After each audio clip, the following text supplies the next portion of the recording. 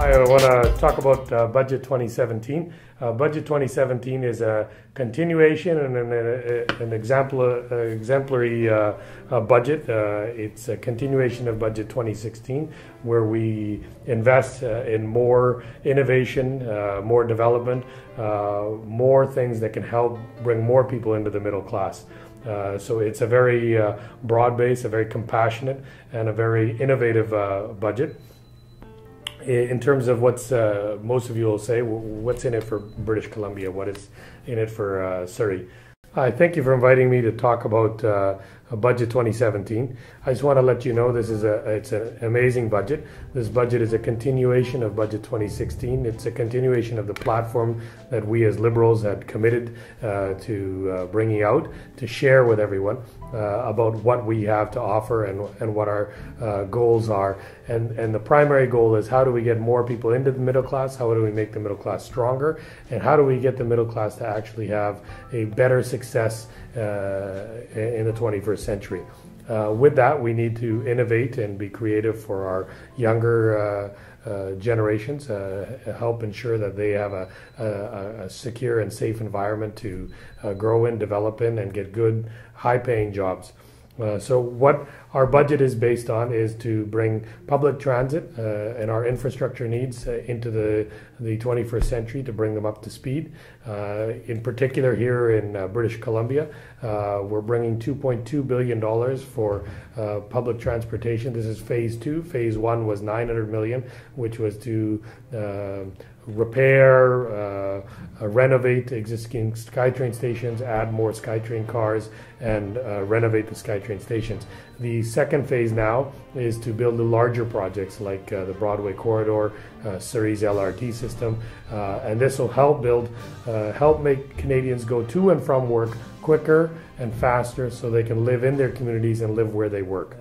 The new plan also has a lot of money and funding for super clusters, where we have innovative cities, technology hubs, where we can take technology ideas, have a lot of companies and universities and skills around that hub, and help them cluster together so that more innovation can start, more companies can grow and become mid-sized companies, and then larger sized companies.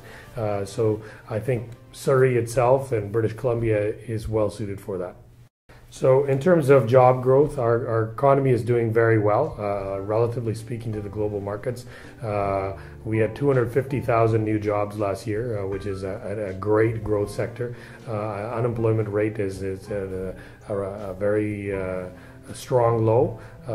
Alberta and other provinces that were hit hard with the oil crisis are now bouncing back. We have huge innovation projects that are about to be implemented. Some of them already started in terms of wastewater and others. In terms of housing affordability is another key component of this budget, and there's $11 billion, and the $11 billion isn't on its own. A lot of it is designed to multiply with other with the private sector and the non-profit sector, so that we can have innovative housing strategies. Not everyone is going to be able to buy and live in their own home. A lot of them will be able to rent, have more security for co-ops. So these are the type of projects we will be giving lower interest costs to those that develop or renovate rental stock under CMHC.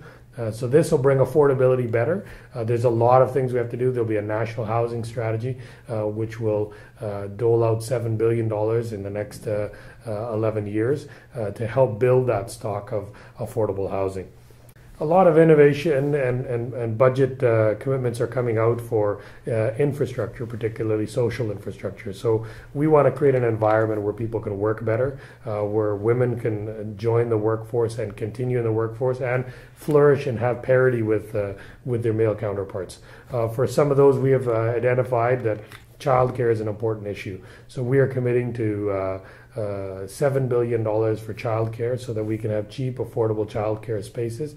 And in the months to come, we'll have more announcements in towards that as the discussion grows, and how we can get more 30 to 40,000 more affordable childcare spots, so people can put their children in affordable daycare so that they can work better, get back into the workforce. Similarly, we're making better commitments for EI commitments, so women can, or men, whoever want to take maternity or paternity leave, have an option of taking up to 18 months off instead of just 12 months, so that they can help get back on their feet. Similarly, they can start earlier in terms of their maternity benefits because some have complications medically or need to take time off earlier. On that same note, we have a compassionate care policy that is being expanded. Those that have children that are in a serious medical condition that the parent needs to take time off, they'll be able to get more time off and get EI premiums for that time period. And vice versa, if elderly parents require support from their children or siblings, they will be able to get more EI benefits for the person taking time off, and they can share that time period with different members of the family so that they could all take small periods of time off to help their parents in times of need. So it's a very compassionate budget when it comes to dealing with that type of stuff. When it comes to education, post-secondary education is very big. There's already been a huge component for the Strategic Infrastructure Fund for universities. Here in Surrey, we got 90 million combined with the province for the expansion of Simon Fraser University.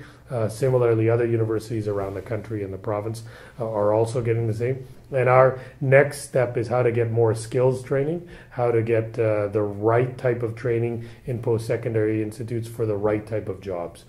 And that goes on to the next step, which is our global skills strategy. Canada wants to attract the best and brightest. And as we notice things in down south, a lot of people are scared perhaps or may want different options on where they can work. And we are trying to attract the best talent into Canada, make our talent the most efficient, the most creative, and get the foreign talent that we need. So with the global skills strategy, for those highly skilled jobs that we need, there'll be a 2-week turnaround in terms of processing their immigration. And for those that are just coming in for small projects such as university programs, say setting up a factory real quick, and then we need somebody for 3 to 4 weeks, so under a month, they won't be required to have work permits. They'll be able to get 30-day work permit visas process, and these will help innovate and bring companies that want to help and establish themselves in Canada the right talent they need immediately, so they won't be frustrated by the system. And then we, in that same regards, we are allowing students that have come to Canada, learned in Canada, educated themselves in Canada, and paid a higher tuition for their education, be able to get permanent residence and get permanent status quicker. And the art scene, Canada recognizes that the arts are very important. We've given more money to Canadian Heritage for CBC particularly as well, to strengthen it as a national broadcaster, to create more Canadian talent, more Canadian content. We're helping ensure our copyright laws and our creative content is much better. We're also helping, and as part of the $186 billion that we are spending for infrastructure, that we have a cultural and recreational component, so that we can build the institutes, the art galleries, the clusters, the art institutes, the art centers around the country that help grow the art scene.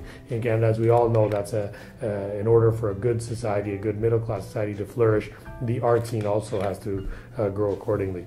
As you know, in terms of the medical assistance, we have committed to signing and increasing the health accord with all our provinces, and BC has signed the health accord, in addition to the 3.7% increase we have given to the provinces in our transfer payments for healthcare. We have also committed extra money, $700 million plus for senior care and home care. So how do we help seniors stay in their homes longer, get the medical assistance they need while they're at home, be able to live in their home and be with their families longer, and then only have to go to an old folks home or get medical when they absolutely need it. We know this is more healthier. It increases the lifespan of a senior. So that's another $700 million that this province has got. Similarly, mental illness was a big component. So we have ensured that these two ingredients, senior care and mental health. They're a separate item given to the provincial health minister, and they must be accountable for that, and they'll have to actually report back on what they're doing with those funds. So there's specifically specific items that are given to be specifically for those purposes. So mental health is given $680 million. We are hoping that we will be able to help in that, and as we noticed, a lot of the homelessness problem and others also stems from a lack of funding in mental health, and we're hoping that we can give the best facilities to combat mental health. Thirdly, the opioid crisis is one of the biggest health crises in British Columbia and growing in Canada. And we have recognized as the federal government that British Columbia has had to take the brunt of it with over 911 deaths last year. So we have given $10 million for immediately to be released for the brunt of the paramedics and police officers and frontline workers as firefighters and front-end staff that have had to deal with these. But we've also changed our legislation by bringing in Bill C-37 to help safe consumption sites so that people are in a safe environment if they are addicted to drugs and dealing with them, as we've noticed that there's 0 deaths when those are implemented. In addition, we have $65 million for the opioid crisis, which the province will tap into to help get at resources and how we can cope with this catastrophic ailment that has inflicted our youth and our people, and from recreational users to otherwise. There's been a lot of talk about border security, and I think a lot of it is erupted by the change of events and the scene of events in the United States. So Canada is on top of the border security. There has been, I think, a misconcept that people are flooding across the border.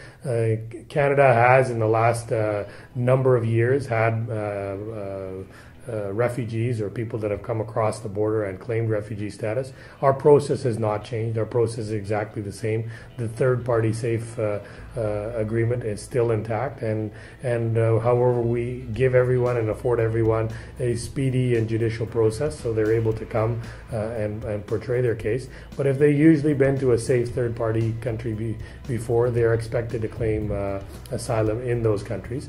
And our CBSA, along with our RCMP, are fully secure of our borders. So when people come across, they are processed immediately. Those, until they are satisfied that they do not deem to be any risk to Canadian society, they're not released. Those that are perceived to be a risk to our society, they are detained and monitored by the appropriate security agencies.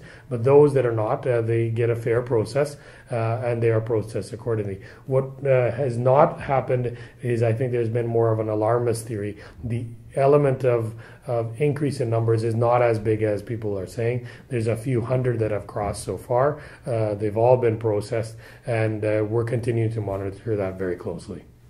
So the 2017 budget, in summary, will get $2.2 billion for Surrey and Lower Mainland's public transportation. So this would be the LRT line in Surrey, which will take the large chunk of it, along with the Broadway corridor and Millennium Line extensions. This is going to be a powerful infrastructure commitment that will bring Surrey into the 21st century when it comes to public transportation. As you know, Surrey has been neglected since 1986. We've had no SkyTrain or fixed train extension ever since then, while other cities have flourished. So this is a primary commitment of the government. As you know, the healthcare commitment of getting almost $1.5 billion more for mental health, for senior care, that's a huge budgetary commitment for British Columbia. Thirdly is the superclusters. We are putting innovation at the helm of our budget to make sure that our youth are trained and geared for the economy of tomorrow. And with these superclusters, they will be places where ideas and thoughts and concepts that youth in universities create, they will be able to actually take them to the market rather than fall in the valley of death. So our goal is to give them the tools, the space to work in, and the finances to bring those ideas to the market. And these are going to be the key components that are going to bring British Columbia, particularly Surrey, into one of the best economies in the country.